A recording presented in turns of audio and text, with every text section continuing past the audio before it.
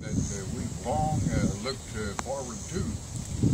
There have been times when I thought it was never going to get here, but it has arrived.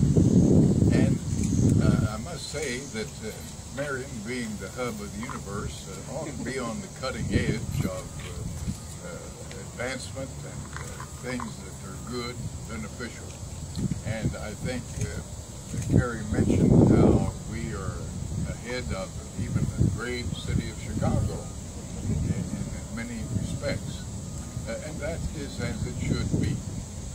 After all, we are the shining example of what can happen if there is sufficient cooperation and will.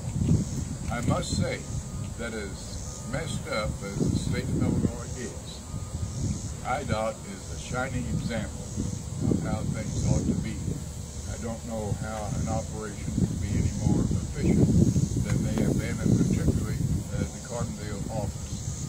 And we are most appreciative to all of those who are there on the staff, and we thank them because we know that they have really gone beyond the call of duty to make these things happen here in the city of Marion.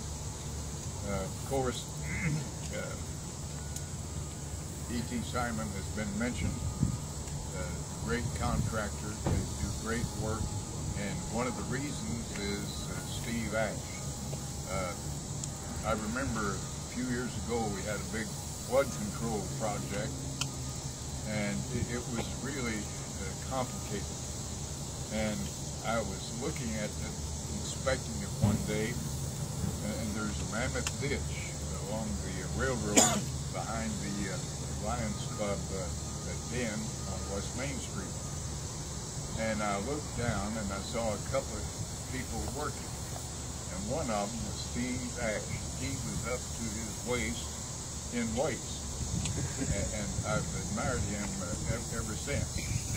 Being a boss, you wouldn't expect him to get so deeply involved, but he did.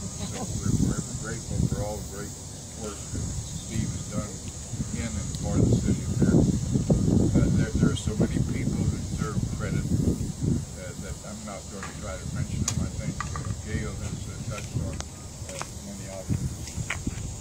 I'm a little disappointed that the chairs here are not full. It is nice that all of you folks want to stand up.